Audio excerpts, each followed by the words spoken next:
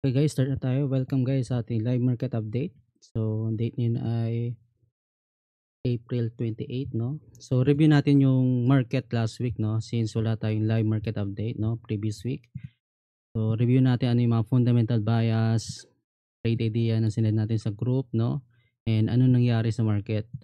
Especially dito sa gold, alam naman natin na nag-create ng new all-time high, no? So, makita natin dito sa new record high sa gold, makita natin height na yung 3,500, no? Yung pinaka peak ng price ng gold, no?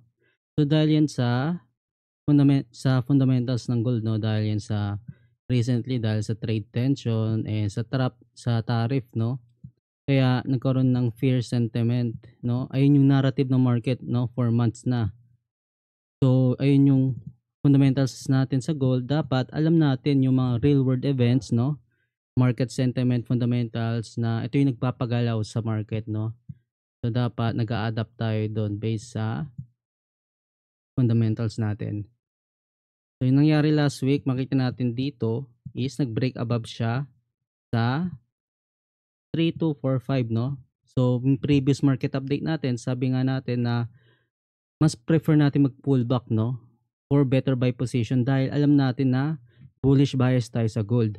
So yung pullback na yun is hindi nangyari. So dahil nakita natin na nag-break above dito sa 3245 key level, no. Makita naman natin na walang bearish momentum, no, walang lakas yung mga seller and nagkaroon tayo ng bullish move, no.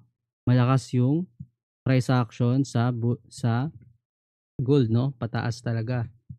And dito naman makita natin na anticipate natin last week, no.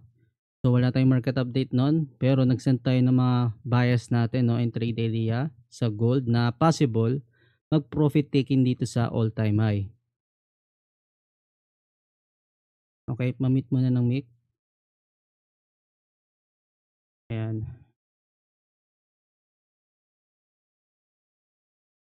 Okay na. Nag-echo ba sa inyo? Okay na ba? So balik tayo guys. So dito pa lang is na-anticipate natin yung profit taking, no? So ano ba yung profit taking? So ito yung ano, mabilis na movement, no? If yung mga buyers is nag-exit ng position, ng long position nila, no? Mostly na naka-entry position yan ng long position, no? And possible na mag-pull back lower dahil madami nag-exit ng trade dito sa key level na ito. So madalas sa key level lalo na sa price na ito dahil psychological level ito and lalo na all-time high ito na possible madami mag-exit ng mga buyers, no? Kaya nagkakaroon tayo ng profit taking or pullback lower. So makita natin yung aggressive na pullback lower, di ba? Makita natin ilang pips yung drop na ito and nag-break below sa 3360 key level. Then sabi nga natin sa group, no, sinend natin na possible na rejection dito sa 3360 key level and makita natin is nagre-range na lang siya dito between sa key level na dalaw na yan. So sa gold, yung prefer natin mangyari is if titingnan natin sa higher time frame, no, sa weekly, makita natin nagkaroon ng rejection sa all-time high, profit taking. So mas prefer natin na mag-pull back lower, which is nangyari na today, no, Monday. Nag-pull back lower siya na gusto natin magstay between 3360 or 3245 key levels, no? Na mag-create tayo ng range sa market. So mas prefer natin mag-pull back lower, no, for better price position for next monthly candle, no? Dahil kung titingnan natin sa monthly ay magko-close na yung monthly candle na ito. Itong candle, yung bullish move na yan, magko-close na ng 2 days na lang, no? So mag-e-end na yung April, month of April and May na sa Thursday. So dahil doon, we anticipate na gusto natin mag-pull back lower ang gold para for next month, sabi natin, mas prefer natin, no, na magkaroon ng upper wick sa monthly candle. Nakita natin ito yung upper wick sa monthly candle and we want that upper wick to be filled next month, no? So yung anticipation natin dito, yung logic behind this, no, kaya tayo bullish bias, kaya gusto natin mag-pull back lower muna para next month mag-pull back lower siya, no? Then potential mag-continue ulit yung bullish move and i-weak fill ang upper wick, no? I-retest ng market yung upper wick na ito or yung previous all-time high. So ayun yung gusto natin mangyari sa next monthly candle, no? Mag-pull back lower muna, mag-create ng lower wick, then continue bullish higher, no? Para i-retest ang upper wick na ito or yung previous all-time high. So ayun yung bias natin sa gold, no? If mag-continue yung bullish sentiment, no? Yung fundamentals, fear sentiment sa market, yung tariff, no, ni President Trump, no? Trade tension, escalation. So yun yung mga fundamental catalyst na gusto natin na mag-continue pa if gusto natin mag-continue yung bullish bias sa gold.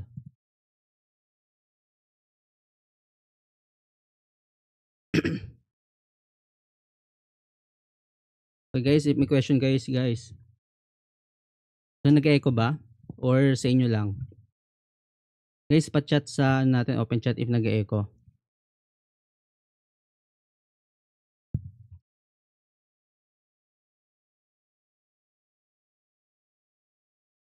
Or ano? So yung sa iba walang echo, then sa iba meron. Okay na guys. So guys, so after ng gold market update, so if may question kayo, so pwede na kayo magtanong sa open chat. Click nyo lang to. Open chat sa Discord or if na desktop kayo, click nyo lang yan. If nasa phone kayo, click nyo lang yung icon.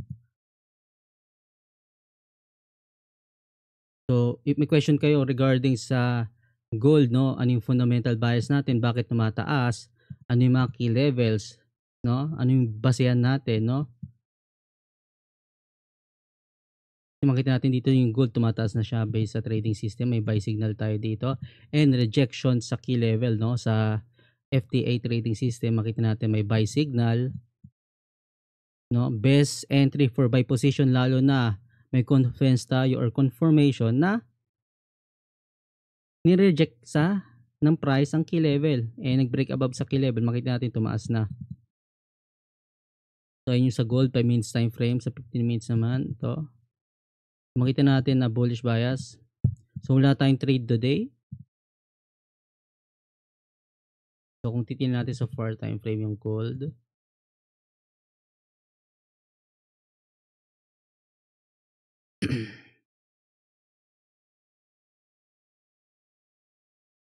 So makita natin, no, makita natin may minor key level dito. Hindi lang natin na nalagay, no. Pero ito yung main key level natin, 3245. Pero may minor key level dyan. And makita nga natin sa trading system mayroong key level. So bias sa gold, bullish bias tayo guys. Yung sinabi natin kanina, kaya tayo naghanap ng pullback lower sa gold dahil mas prefer natin mag pullback muna para for next month so mag-continue yung bullish bias or yung bullish narrative sa gold, no, if mag-continue yung market sentiment and fundamentals na pataas. So mag-continue yung trade tension sa tariff, no. Hindi po ba yan pababa, coach? So yung gold kasi makita natin bumaba na siya, actually pullback na yan kung titingnan mo yung price. So makita mo yung pullback na yan, ito yung pullback. So after mag-pullback, dun yung best time to entry ng buy position. Kaya nga gusto natin mangyari mag-pullback muna. So pwede ka mag-buy dyan dito. Mag-buy dito. Then mag-take profit dito. Then mag-buy ka ulit dito. So kung saan ka mag-entry ng buy, dapat kung saan yung best entry position ng trade mo. Hindi yung mag-buy ka sa taas. Yung nag-bullish move na, dun ka mag-buy. So na-FOMO ka. So hindi maganda position ng entry mo. So hindi maganda yung position ng trade. So most likely is may hit yung stop loss mo or maipit yung trade. So yung for this week sa gold, yung prefer natin mangyari is retest yung dalawang key level na ito. It's either 3360 or 3245. So if bullish bias tayo, mas prefer natin mangyari is pullback lower sa 3245 key level. Then if magkaroon ng rejection, bullish momentum, and mag-hold above sa key level, dun tayo maghanap ng buy position. And potential i-retest yung 360. So kaya may key level tayong pinaplot, no? Kung saan yung best entry. So dapat marunong tayong mag-plot ng mga key levels, no? Based sa historical price data. So yun yung ano natin, bullish bias, no, scenario. Na i-retest muna yung 3245 key level. Then another bias naman is continue bullish move if mag-break above sa 3360. Itong key level na to. If mag-break above dito, makita natin yung previous market hindi nag-break above, no? Nagkaroon ng rejection. So if merong malakas na bullish momentum and nag-break above sa key level, then hintayin natin yung move na yun na mag-break muna sa key level. Then if mag-retest, dun ka maghanap ng buy position. So yun yung scenario to na possible mangyari sa gold, no? So as of now, wala akong trade. Then potential i-retest, no? If mag-continue yung trade tension, break above sa key level na ito, and i-retest tong 3,500. So yung retest ng 3,500 or yung previous all-time high, gusto natin mangyari yan next month, no?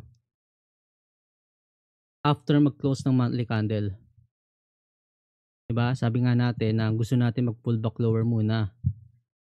Para sa next monthly candle, mag-pullback lower muna siya. Then, yan yung preference natin mangyari.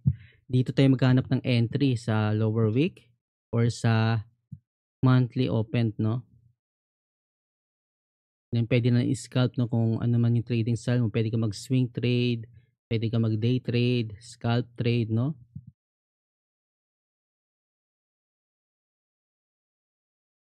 Okay guys, question lang guys. Time frame, depende yan eh. So mostly, kahit scalping ako, titingnan ko pa rin yung higher time frame.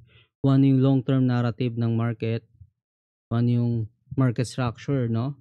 Kung nasan yung price sa higher time frame. So kahit na scalping tayo, titingnan pa rin natin yung mataas na time frame like monthly, weekly, daily, 4 hour. So ayun yung considered higher time frame. So 1 hour, so higher time frame yan. Then mga lower time frame naman is 30 minutes, lower hanggang 1 minute, no? So wala naman tayong specific time frame na titingnan dahil fractals yung price eh. So bawat time frame ay may factor, no? Napaka-importante. So sa lower time frame dito maganda maghanap ng mga entries, no? So kagaya dito may mga buy signal sa lower time frame. So dun ka makakita ng entry position, mga confirmation. Then sa hard time frame naman, ito naman yung narrative ng market, no? Kung ano yung market structure, no? Kung bullish move ba. Makita rin tumaas na yung gold dito, no? So yung trading system pala natin may automatic key level yan, automatic yan lalabas, no? And key level, pwede natin gamitin yan as entry point, no? Confirmation, bias. So if nagkakaroon ng rejection sa key level, katulad dito, yung price na to, yung candle na to, nireject yan key level, no? May rejection sa key level or hold above sa key level, no? Pwede natin gawing confirmation yan as buy signal, no? Eh makita natin tumaas na yung gold, nag-break above sa key level na ito. So ayun yung mga isa sa mga confirmation natin. Kung titingnan natin trading journal natin dito. So sa mga students ko pala, pwede nyo access yung trading journal natin para pwede rin kayo mag-journal ng mga trades nyo dahil napakahalaga mag-journal ng trades dahil dito mo makikita yung statistic, no, kung paano tayo mag-trade, kung ano yung timing, kung ano yung mga fundamentals natin, market session, ano yung mga confirmation bias natin kung bakit tayo nag-entry, no? So halimbawa dito may key levels tayo, market structure, and anong setup. So tingnan natin yung trade natin dito sa April 24. So alam ko sinare ko to sa group. So sell position. So makita natin dito bakit tayo nag-sell. So base ito sa FTA trading system natin na ginagamit natin sa MT4. So trading edge siya, information advantage, no? Hindi mo siya makikita sa public na pwede mo ilagay na lang and gagamitin, no? Hindi siya katulad sa mga public indicators, no? Mostly kasi ng mga indicator is repainting. So repainting kasi is lagging behind price, no? Delay yung confirmation or signal. So mostly walang kwenta. So sa atin kasi non-repaint yung gamit natin. So hindi siya nagbabago ng position, yung mga confirmation. So dito, bakit tayo nag-sell? Dahil yung price, etong price na to is above sa key level, no? So ito yung key level na tinutukoy natin. Yung price ay above, no? Lagyan natin. Price above key level. So confirmation ito na sell bias, no? And align mo pa sa mga confirmation, no? Na possible ng price is i-retest yung key level na to. And makita nga natin, ginawa ng market is ni-retest nga yung key level. Nakita nag-touch dito. So, di ba, nag-retest. So, nag-exit tayo nung nag-pull back higher. So, yun yung mga confirmation natin, no? Pwede natin gamitin sa trading system, no? Para magkaroon tayo ng edge sa market, no? Information advantage.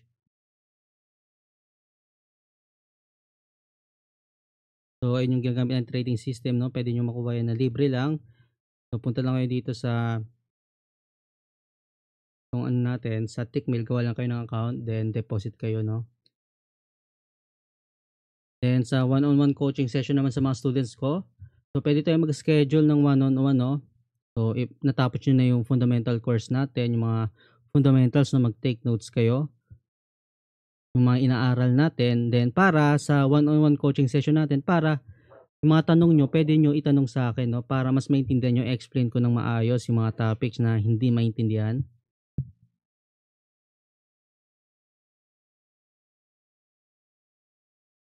So, ayan guys. So, sa gold pa lang tayo, no? So, balik tayo sa market update natin. Tingnan natin yung Bitcoin. So, alam natin, nag-bullish move na yung Bitcoin, eh. So, sabi nga natin, yung previous market update natin, no? Bearish bias tayo. Then, nung nag-bearish move na, sabi nga natin, possible mag-bullish move na yan kahit na hindi mahit yung target natin na key level. Nakita natin, nag-break above na siya sa 91k key level, no? Recent breakout. So, bullish bias tayo sa Bitcoin. Makita natin sa structure, no? Market structure, price action, na bullish talaga sa Bitcoin, no? So, makita natin dito yung mga previous market trade idea natin, no?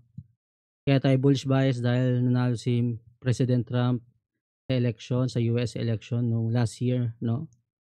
So, dahil pro crypto si Mr. Trump, kaya tumaas from 60k key level, 60k price level, napunta sa 100, almost 109k yung price ng Bitcoin, no?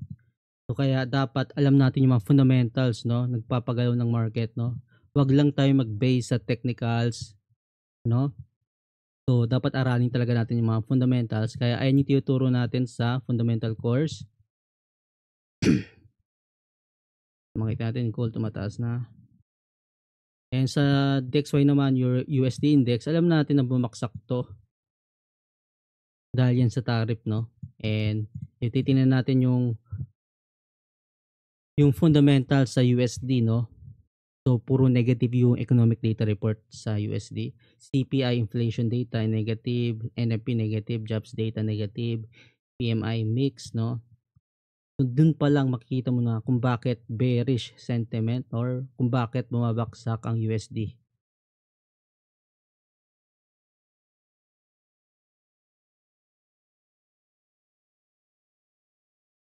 Makita natin yung mga fundamentals natin dito, no? And mga trades natin, guys. So, kailangan natin journal ng trades, no? Ulitin natin. Napaka-importante ng journalizing ng mga trades natin dahil dito natin makikita yung kung paano tayo mag-trade, no? So hindi naman tayo palagi panalo, may mga talo rin naman tayo. Then yung pag-journal kasi ng trades is maganda ito dahil hindi tayo pwede mag-force ng mga trades, no? Yung gambling mindset, FOMO, revenge trading. Kapag kasi may trading plan ka or may susunod kang rules, no, mga confirmation na kailangan mo i-input sa trading journal natin, no. So, parang nadidisiplina tayo, no, na 'wag tayo masyadong mag-overtrade sa market, no. 'Wag tayong ma-FOMO sa market. So, gaya dito, itong move na 'to, so possible if baguhan ka pa lang is mapo-FOMO ka sa move na 'tong bullish move, no. Almost 400 pips na gusto mo sumabay sa market, na gusto mo mag-entry ng buy. So, mafo-FOMO ka. So, if nag-entry ka ng buy, so possible mag-profit ka, possible rin hindi. Pero if di mo sinusunod yung rules mo, yung trading plan mo, so walang kwenta yung trade dahil hindi naka-align sa trading plan natin, no. So, ulitin ko, sa trading view tayo gumagawa ng mga trading plan, mga key levels dito tayo nagpa-plot, no. Libre lang naman yung trading view, guys. So, pwede kayong mag-plot ng key levels, no, maglagay ng mga bias nyo, no, kung bullish bias. Makita nga natin dito sa gold, no, may mga trade idea tayo since 2023 pa, no. So, naka-record, nakalagay yung lahat, nabura lang yung iba. So, mga market update natin, no. Then sa MT4 naman, dito naman yung gamit natin yung trading system, no, trading edge, information advantage. Dito naman tayo mag-entry ng trade, no, kung paano tayo mag-entry gamit yung trading system, no. So, MT4 for execution ng trades, trading view for charting, no. Dahil if mag-charting ka sa MT4, mahirap siya mag-charting kasi hindi siya maganda sa charting, no. Kaya mas recommend ko is yung trading view. So ayun guys, tapos na yung market update natin. Any more question?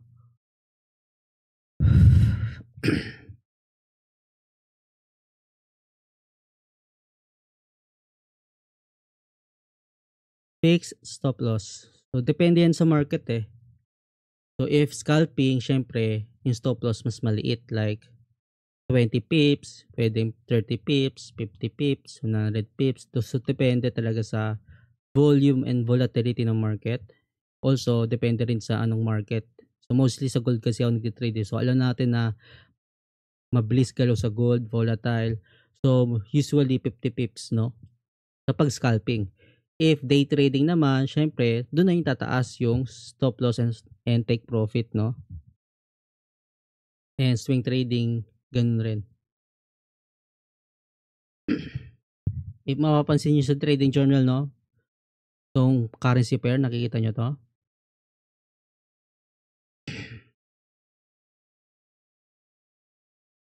Makita na puro gold yung t-trade natin. So minsan nagte-trade tayo sa Bitcoin, minsan nagte-trade tayo sa Nasdaq. So yun ang t-trade natin. Minsan nagte-trade rin ako ng ng forex pairs, no. So ipaguan kayo, mag-focus kayo sa forex pairs dahil dun kayo masanay mag-trading dahil yung volume and volatility is tama lang. Compare dito sa market na ito, Nasdaq, gold, Bitcoin is napaka-volatile market. Kailangan experienced trader ka na. Ako kasi 7 years na ako sa trading kaya alam ko na yung galaw ng market eh. Kaya sanay na ako sa mga volatility ng market na ito. So hindi lang siya beginner friendly, no. Kapag kasi baguhan ka is di ka sanay sa gold eh. Mabilis movement eh. Kahit mababa ng lot size mo, malaking movement is possible masunog account mo. Kaya recommend ko talaga is mag-focus muna kayo sa forex pairs, no, gaya ng pound USD. 'Di ba? Nakita mo tumaas na to. Euro USD, no? USD pairs, no? USD yen. Pwede rin 'yan. Pound yen, 'di ba? So yung mga currency pairs na recommended ko, no, for new traders. So, if may experience ka na sa market, doon ka na pwede mag-trade ng Bitcoin. So, makita natin taas ng ginalaw ng Bitcoin dito, no? Nag bullish move na siya. May buy signal, price below key level, no? Di ba ang daming confirmation gamit pa ng trading system, no? Kaya tayo bullish bias and makita natin tumaas na. Ayun sa Bitcoin, no? Sa gold, tumaas na. Makita natin sa hour time frame, 1 hour time frame, may mga sell signal tayo, no? Buy signal. So, confirmation talaga yan. Yung mga buy and sell signal is automatic lalabas yan. Non-repaint, no? So, lalabas lang yan during sa swing high, swing low. So, dyan best entry talaga ng buy or sell position. So, ay yung basis ng program, no? Kaya lumalabas yung buy and sell signal natin. Okay guys, edit natin yung market update dahil so tapos na tayo guys. So may question kayo guys. So pwede kayo magtanong. So ulitin ko lang guys, if interested kayo sa trading system and sa coaching session and yung mga students ko, no, schedule lang kayo ng one-on-one coaching session, no. If may mga question, no, hindi naintindihan, so schedule natin 'yan. Then ma-access niyo yung trading system natin ng libre lang. So sundin niyo lang 'to, gawa lang kayong account sa Tickmill and mag-deposit lang kayo. Then check nyo yung market update natin, no, sa YouTube, i-upload natin yan at sa Facebook. And pwede nyo rin i-check yung previous coaching session, madami tayong topic dyan. So start kayo sa unahan sa episode 1, madami tayong mga topic na tinuro dyan. Sa education, pwede nyo panoorin yung trading basics if baguhan ka pa lang, no. And pwede nyo i-review mga previous market analysis natin since 2023, no. May mga geopolitical tension market update tayo doon na makita mo talaga paano tayo mag-trade during sa fear sentiment, no? Lalo na sa gold. And may mga live trading tayo dito, paano mag-entry and sa fundamentals naman.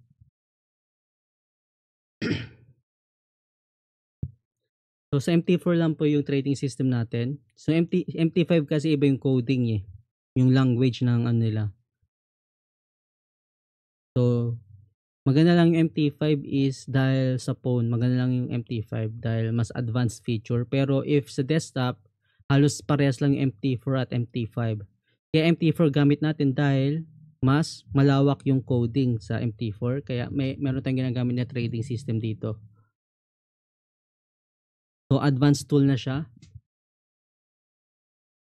Paano ba binibili ang pips sa gold? So Control F sa MT4, Control F. For example dito, nag-bullish move siya. If nag-entry ka dito, di ba? Makikita mo, ilang pips yan. Makikita mo, 200 pips. So, ignore mo lang yung first digit, no? Dahil sobra siya. So, makikita mo 4,000. Alisin mo yung isang digit, 400 pips yan. Sa trading view naman, paano magbilang? Shift mo lang. Click shift. Kuwari dito, shift.